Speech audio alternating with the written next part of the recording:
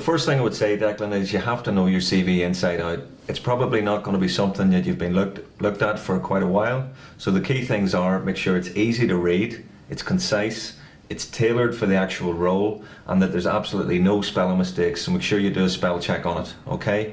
After that, the one thing I would say is practice, practice, practice, okay?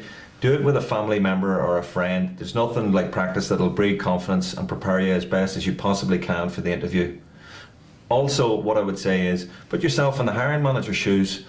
What they're going to ask you, you can possibly predict to a certain extent, okay? So try and, fend off potentially any tricky questions in the interview by thinking of them in advance and preparing an answer, okay?